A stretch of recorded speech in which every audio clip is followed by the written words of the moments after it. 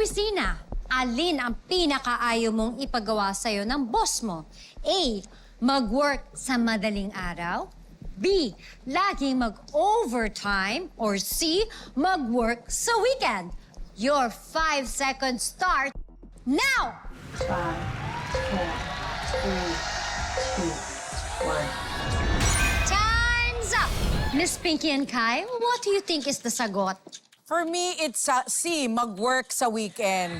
Kasi alam naman natin, napakahalaga ng weekend, lalong-lalo na sa pamilya. Yan na lang ang family time natin, aagawin pa ng trabaho. Marilyn Mel, ano palagay nyo ang sagot ng people? We think it's letter C, too. Ooh, Bakit, Meryl? fancy. Aba, syempre, weekend is for the family. And pwede ka na mag-work sa madaling araw, fine. Mag-overtime, fine. Pero sacred ang family time. Yes! Yun naman talaga, pero agree kaya ang tao, ang people sa mga sinabi nila? Sean? Pangalan natin, Tol. Jerome po from Bulacan. Ano work mo, Tol? Ano ako, online streamer. So international yung account. Online streamer. Ano yung pinakaayaw mong ipagawa sa'yo? Kung paano? Sinsanay ka naman na sa pag-work na madaling araw. Ayoko yung nag-overtime. Kasi napakahirap. Kasi madalas ang overtime hindi planado yan eh. Totoo. Binibigla ka ni boss, oy, Jerome, kailangan mag-extend ka ng oras. Pero sabi ko, nako boss, sana naman may bayad, hindi puro thank you na lang. Tama! Thank you so much, Jerome. Pero ikaw muna, Joy. Gusto kong malaman ng sa'yo. Ano bang say mo dito? Alam mo, titignan ko lahat ng options. Parang lahat naman to, it all boils down to one thing. Kawalan ng respeto. Kasi kapag nag-work ka sa madaling araw, basically, it's asking for more of your time.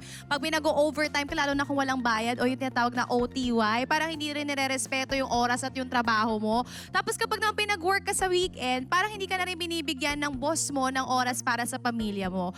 Anyways, yung A naman, pwede naman yan kung call center. Wala kang choice kasi night shift ka.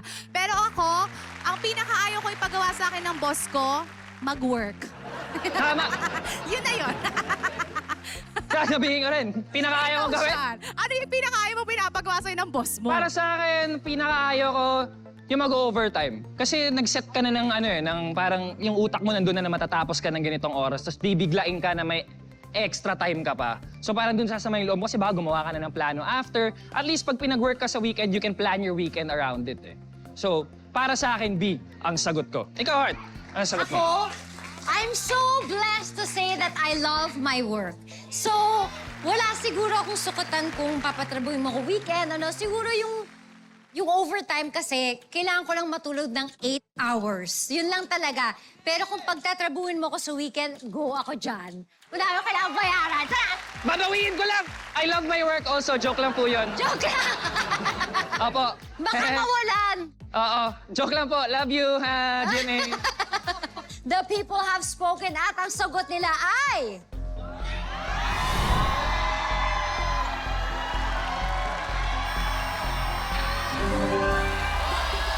Yes! Ayaw ng people mag-work ng weekend! Tama naman din ang dalawang teams. Good job! Ay, mahirap ang laban. Leading pa rin ang Team Myrtle with 360 points. Habang naghahabol ang Team Pinkay not far behind with 300 points. Wow. Oh my God. Okay lang. Ito na talaga kasi we have come to our final question. Dito natin malalaman kung sino ang papasok sa bonus round. Guys, kahit naghahabol kayo, malaki pa rin ang chance nyong manalo. So be careful because the final question is worth 500 big points. We ask the people, tuwing kakain ng barkada, hindi nag-offer ng bayad ang isa niyong kaibigan, laging paribe. Ano ang gagawin mo? A, next time hindi na lang isasama. B, harap-harap ang pagsasabihan. O C, kakausapin via text or chat. Your 5 seconds start now! 5, 4, 3, 2, 1. Time's up! Lock in na ang sagot ng dalawa nating teams. Para mas exciting, uunahin natin i-reveal ang sagot ng people. Yes? The people have spoken at ang sagot nila ay...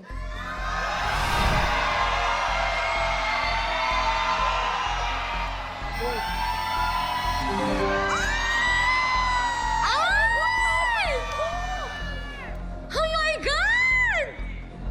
Ang tanong, yun din ba ang sagot ng ating teams? I-reveal naman natin ngayon ang kanilang sagot. Parehong mali ang sagot nila, but that means panalo ang Team Myrtle with a total score of 360 points. You are the champion. You have won 100,000 pesos. Oh my God! Congratulations! And a job well done din sa Team Pinkay. Maraming salamat. Mag-uwi naman kayo ng 30,000 pesos. Again, congratulations to Team Mermel. Woo! Pero ito, Team Mermaid, alam nyo ba? Pwede pang madoble ang inyong napanalunan sa ating bonus round. At yan ang dapat abangan natin, mga kapuso, sa pagbabalik ng The People Have Spoken! Nasa final round na tayo. Welcome back dito sa The People Have Spoken. May good news muna ako. Open pa rin po ang People Panalo promo kung saan 3 mga kapuso ang mananalo ng tigli 5,000 piso. Kaya naman please visit the website address na nasa screen nyo ngayon. Good luck, mga kapuso. Again, congratulations sa team nila Meryl and Mel. Nanalo kayo. Dito naman sa bonus round. Oo, pwede silang manalo at idoble nila yung 100,000 pesos na napanalunan nila. Wow! Ito na ang bonus round. Ito ang Itodo Nyo Na Yan! May isang question ako. The question has 5 choices. Huhulaan nyo ang 3 pinaka-popular answers ng people.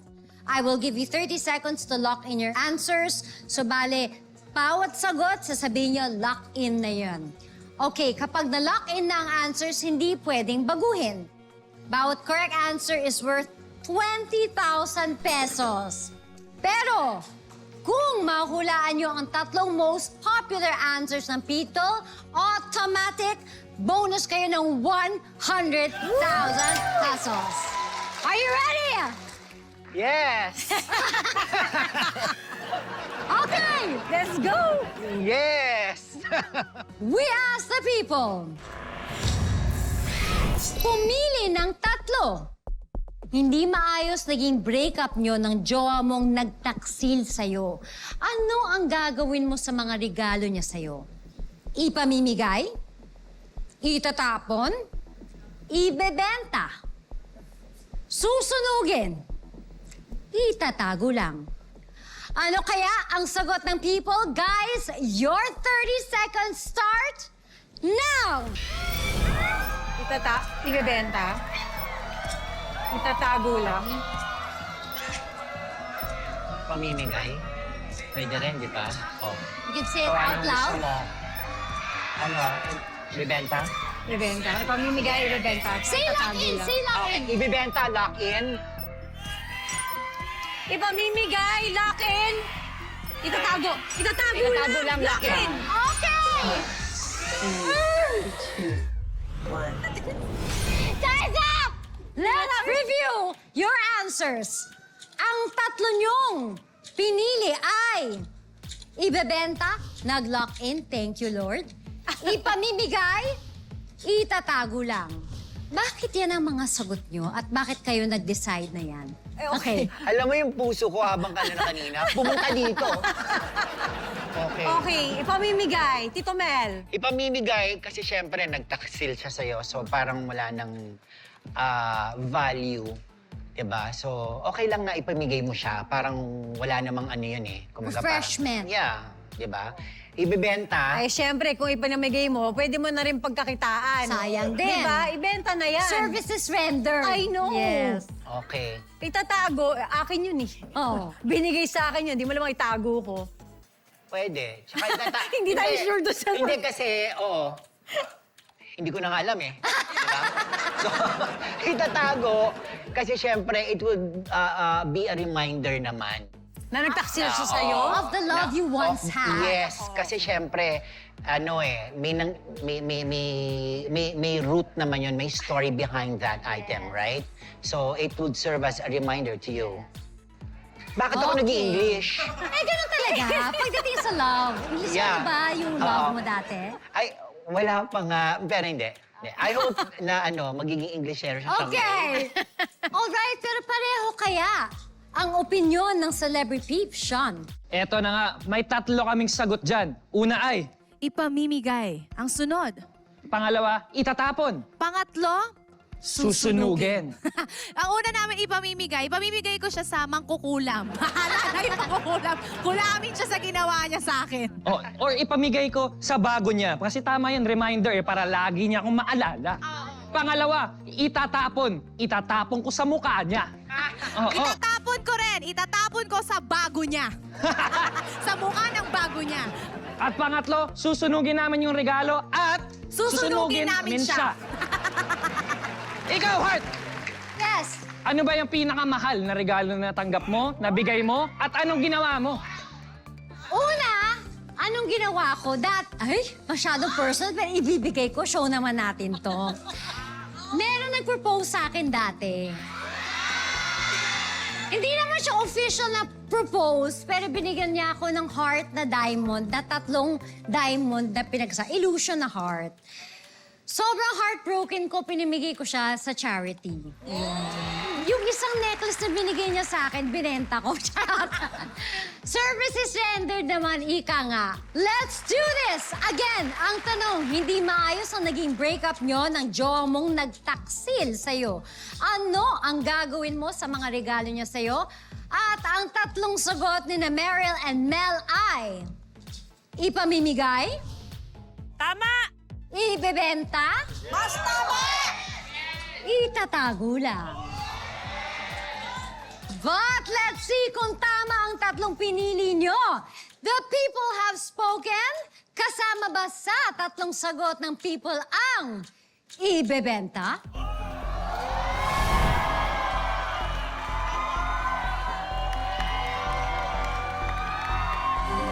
Yeah! 1 down, 2 to go! People, kasama ba sa sagot nyo ang ipamimigay?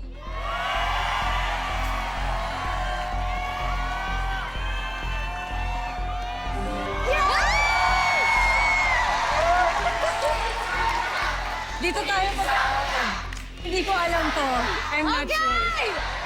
You only need 1 more correct answer para makuha nyo ang additional 100,000 pesos. This is it. Kasama ba sa sagot ng people ang itatago lang?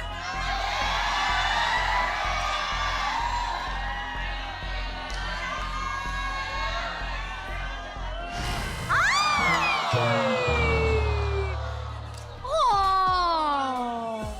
Malapit na, sayang. Pero ito, alamin natin kung ano ba ang hindi nyo nahula ang sagot. Board, please reveal.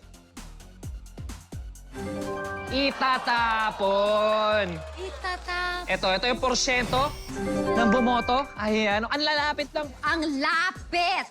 My gosh, it's okay, guys. 2 ang nakuha niyong correct answers, kaya may additional 40,000 pesos. Wow! Yes, and we will add that pa sa 100,000 pesos na napanalunan nyo kanina, which means you will be going home with 140,000 pesos. Oh, wow! Congratulations! Guys, anong masasabi niyo? Winner! Ang saya. Unang-una, syempre, thank you for having us. Yes. Pangalawa, kudos to you and everybody here. Napakasaya. Ang ganda, ang saya ng show nyo.